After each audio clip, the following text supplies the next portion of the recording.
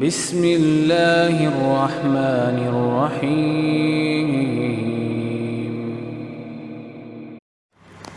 بسم اللہ الرحمن الرحیم۔ الحمدللہ والصلاة والسلام علی رسول اللہ۔ پیارے بھائیو، اللہ سبحانہ و تعالیٰ کو راضی کر لو۔ وہ کون سی بات ہے جس سے اللہ سبحانہ و تعالیٰ راضی ہوتے ہیں؟ ہم سب کی یہ خواہش ہے کہ ہماری اللہ تعالیٰ سے ملاقات ہو، اور کتنا خوش قسمت شخص ہوگا جس سے اللہ تعالیٰ ملاقات کرے گا۔ اور پیارے بھائیو، دنیا ناراض ہو جائے ہونے دو، کوئی ڈر نہیں، مگر اللہ تعالیٰ جس بندے سے ناراض ہو گیا اس کی دنیا اور آخرت دونوں برباد ہو جائیں گے۔ اللہ سبحانہ، وہ کہتے ہیں نا کہ اللہ راضی تو سارا جگ راضی۔ ہم سب کی خواہش و تمنا ہے کہ اللہ تعالیٰ سے ہماری ملاقات ہو، چنانچہ اللہ تعالیٰ نے اس کا نسخہ قرآن کریم سورۃ الکاف کی آخری آیت میں بیان کیا۔ فَمَنْ كَانَ يَرْجُو لِقَاءَ رَبِّهِ فَلْيَعْمَلْ عَمَلًا صَالِحًا وَلَا يُشْرِكْ بِعِبَادَةِ رَبِّهِ أَحَدًا۔ کہ جو شخص بھی اللہ تعالیٰ سے ملاقات کا ارادہ کرتا ہے، تمنا رکھتا ہے کہ اللہ تعالیٰ سے ملاقات ہو، دو کام کر لے۔ ایک تو نیک کام کرے، اور ہر کام جو نیک ہے سنت کے مطابق ہوگا تب نیک ہوگا۔ اور دوسرا یہ وَلَا يُشْرِكْ بِعِبَادَةِ رَبِّهِ أَحَدًا، اور اللہ تعالیٰ کے ساتھ کسی کو شریک نہ ٹھہرائے۔ اسی طرح پیارے بھائیو، نبی صلی اللہ علیہ وسلم کی ایک حدیث یاد آ گئی مجھے۔ حدیث قدسی ہے اور لمبی حدیث ہے، اس کا آخری ٹکڑا آپ کے سامنے پیش کروں۔ ترمذی کی حدیث ہے، اور حضرت انس رضی اللہ تعالیٰ عنہ اس حدیث کے راوی ہیں، حسن درجے کی حدیث ہے۔ رسول اللہ صلی اللہ علیہ وسلم نے فرمایا، اللہ تعالیٰ فرماتا ہے یا ابن آدم انک لو اتیتنی بقراب ارض الخطایا ثم لقیتنی لا تشرک بی شیئا لاتیتک بقرابها مغفرۃ، کہ اے آدم کے بیٹے، اگر تم زمین برابر گناہ لے کر آئے، زمین برابر، آپ اندازہ کیجئے بھائیو، ثم لقیتنی، پھر تم میرے ساتھ اس حالت میں ملاقات کرو، ایک اس چیز اس میں نہ ہو، زمین برابر گناہ ہیں، سب گناہ ہیں، اس میں ایک گناہ نہیں ہے، لا تشرک بی شیئا، اس میں شرک نہیں ہے، لاتیتک بقرابها مغفرۃ، میں بھی اتنی مغفرت کے ساتھ تجھے ملوں گا جس سے زمین بھر جائے، یعنی میں بھی تیرے سارے گناہوں کو معاف کرتے ہوئے تجھ سے ملوں گا۔ اور ملاقات میرے بھائیو تب بھی ہوتی ہے جب کوئی راضی ہو جائے، اس لیے شرک کو اپنی زندگی میں کبھی نہ لانا اگر آپ چاہتے ہیں کہ اللہ تعالیٰ سے ملاقات ہو جائے۔ اور رسول اللہ صلی اللہ علیہ وسلم نے کیا فرمایا؟ من آخر کلامہ لا الہ الا اللہ من الدنیا دخل الجنہ، جس کے منہ سے آخری وقت یہ کلمہ توحید نکل آیا وہ جنت میں جائے گا۔ یہ سب سے بڑی کامیابی ہے میرے بھائیو۔ آگے چلتے ہیں، اللہ اکبر۔ یاد رکھیے قیامت کے روز انسان کی کامیابی کا انحصار دو باتوں پر ہوگا، ایمان یعنی توحید اور عمل صالح۔ اللہ تعالیٰ کی ذات پر ایمان، رسالت پر ایمان، آخرت پر ایمان، فرشتوں اور کتابوں پر، اور اچھی اور بری تقدیر پر ایمان۔ اور یاد رکھیے پیارے بھائیو، عقیدہ توحید بنی نوع انسان کے لیے سب سے بڑی جو ہے وہ کیا ہے؟ رحمت ہے۔ اور جتنے نبی صلی اللہ علیہ وسلم تک آدم علیہ السلام سے لے کر آئے، ان کی دعوت، پہلی دعوت توحید تھی، جس طرح کہ قرآن کریم نے بیان کیا سورۃ النحل آیت نمبر 36، وَلَقَدْ بَعَثْنَا فِي كُلِّ أُمَّةٍ رَسُولًا أَنِ اعْبُدُوا اللَّهَ وَاجْتَنِبُوا الطَّاغُوتَ۔ ہم نے ہر امت میں ایک رسول بھیجا، اور اس نے سب سے پہلے کیا کہا؟ ایک اللہ تعالیٰ کی عبادت کرو، ہر اس شے سے، اس طاغوت سے رک جاؤ جس کی اللہ تعالیٰ کے علاوہ عبادت کی جاتی ہے۔ اور سورۃ نساء آیت نمبر 48 اور 116 اللہ تعالیٰ نے فیصلہ کر دیا، ان اللہ لا یغفر ان یشرک بہ ویغفر ما دون ذلک لمن یشاء، کہ میں اس بات کو پسند نہیں کرتا کہ میرے ساتھ کسی کو شریک ٹھہرایا جائے، اس کے علاوہ جتنے گناہ ہوں گے میں چاہوں گا معاف کر دوں گا۔ اللہ تعالیٰ نے شرک کرنے والے پر جنت کو حرام کر دیا ہے۔ سورۃ مائدہ آیت نمبر 72 میں کیا فرمایا؟ انہ من یشرک باللہ فقد حرم اللہ علیہ الجنہ ومأواہ النار، جو بھی اللہ تعالیٰ کے ساتھ کسی کو شریک ٹھہراتا ہے اس پر جنت حرام اور اس کا ٹھکانہ جہنم ہے۔ سورۃ لقمان، حکیم لقمان کا قول اللہ سبحانہ وتعالیٰ کو اتنا پسند آیا، رہتی دنیا تک قرآن بنا دیا، جو اپنے بچے کو وعظ و نصیحت کرتی ہوئے فرما رہے ہیں کہ یا میرے بچے، یا میرے بیٹے، یا بنی لا تشرک باللہ ان الشرک لظلم عظیم، کہ اللہ تعالیٰ کے ساتھ کسی کو شریک نہ ٹھہرانا۔ اسی طرح سورۃ حج آیت نمبر 31، اور یہ سورۃ لقمان کی 13 نمبر آیت تھی، میں نے آپ کو جو پہلے تلاوت کی۔ اور سورۃ حج آیت نمبر 31 میں اللہ تعالیٰ نے کیا فرمایا؟ وَمَن يُشْرِكْ بِاللَّهِ فَكَأَنَّمَا خَرَّ مِنَ السَّمَاءِ، کہ جو بھی اللہ تعالیٰ کے ساتھ کسی کو شریک کرتا ہے گویا آسمان سے گرا، اب اسے یا تو پرندے اچک لے جائیں یا ہوا اس کو دور دراز علاقے میں پھیل دے. یعنی آسمان کی بلندیوں پر تھا.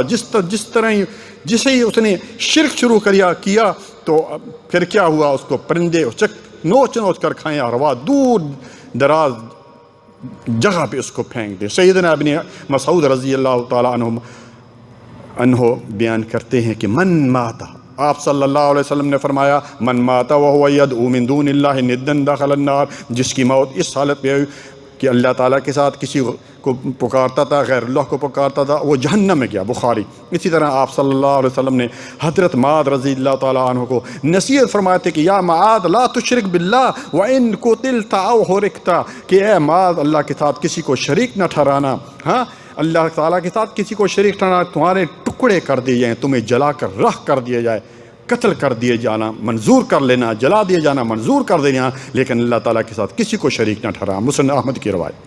اسی طرح ابن کثیر میں بڑی پیاری یہ حدیث میں آپ کو سناتا ہوں کہ ایک بوڑھا شخص رسول اللہ صلی اللہ علیہ وسلم، بھائیو جب بھی نام آئے صلی اللہ علیہ وآلہ وسلم کہا کریں، 10 نیکیاں مل جائیں گی، 10 گناہ معاف ہو جائیں گے، 10 درجات بلند ہوں گے.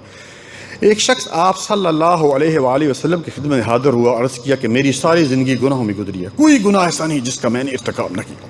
اگر میرے گناہ روئے زمین کی ساری مخلوق پر تقسیم کر دیا جائیں تو سب کو لے ڈوبے. حل لی من توبہ، کیا میرے لیے توبہ ہے؟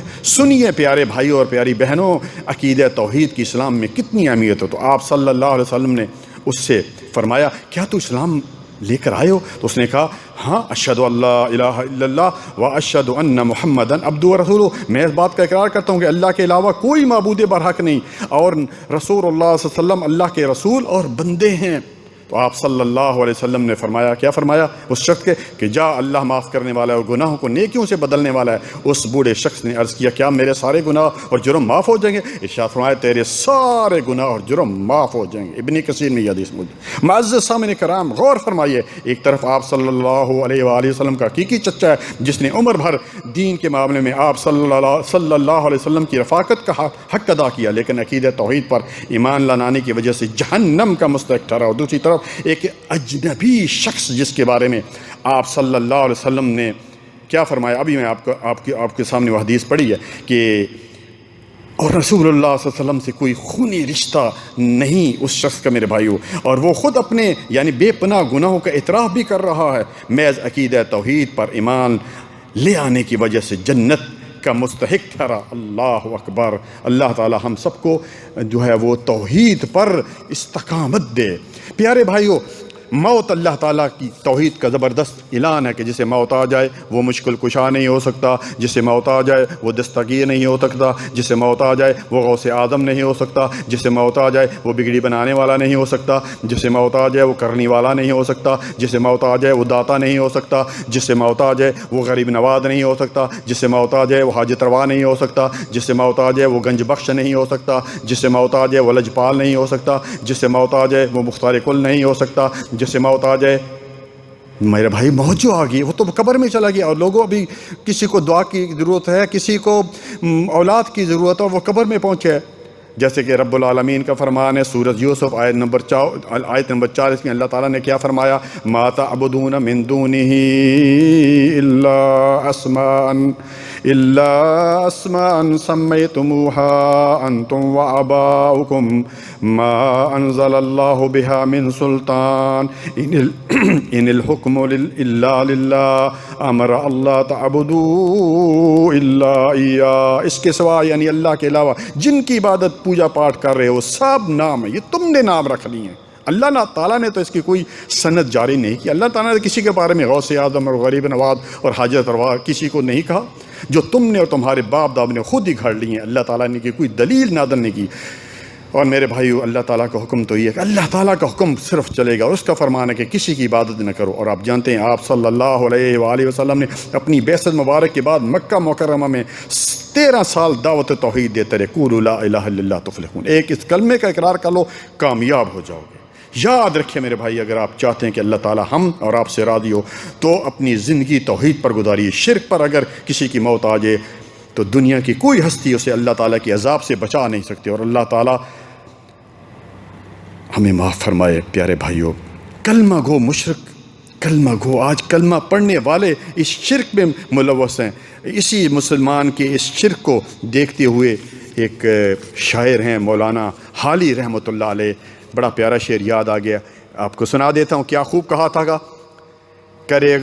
کرے گر غیر بت کی پوجا تو کافر، کواکب بمانے کرشمہ تو کافر، جو ٹھہرا ہے بیٹا خدا کا تو کافر، کہے آگ کو اپنا قبلہ تو کافر، مگر مومنوں پر کشادہ ہے رائے، صدقے جاؤں مومنوں پرستش کریں شوق سے جس کی چاہیں، اماموں کا رتبہ نبی سے بڑھائیں، نبی کو جو چاہیں خدا کر دکھائیں، شہیدوں سے جا کر مانگیں دعائیں، مزاروں پر دن رات نظریں چڑھائیں، نہ توحید میں اس سے کچھ خلل آئے، نہ اسلام بگڑے نہ ایمان جائے۔ اور غالباً اقبال کا شعر ہے کہ وقت فرصت کہاں کام ابھی باقی ہے، نور توحید کا اہتمام ابھی باقی ہے۔ پیارے بھائیوں، آپ صلی اللہ علیہ وآلہ وسلم کو اتنی بات بھی ناگوار کو دیکھے، ایک شخص آپ صلی اللہ علیہ وسلم کے پاس آیا اور کہا ما شاء اللہ وشئت، جو اللہ چاہیں اور جو آپ چاہیں، تو آپ صلی اللہ علیہ وسلم نے کیا فرمایا، اجعلتنی للہ ندا، کیا تو نے مجھے اللہ کا شریک بنا دیا؟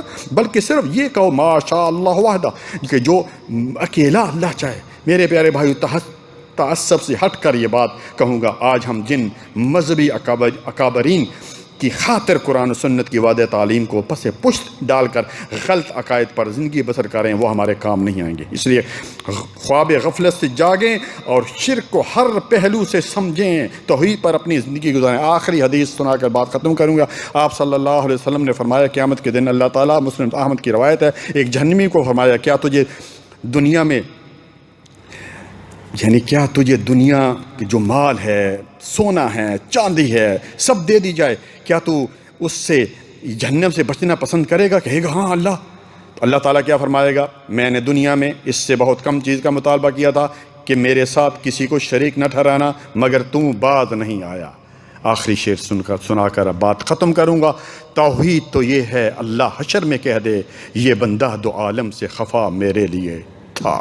اللہ تعالیٰ ہم سب کو توحید پر زندگی گزارنے کی توفیق عطا فرمائے، اور جب ہمارا خاتمہ ہو تو اس کلمہ توحید لا الہ الا اللہ پر خاتمہ ہو۔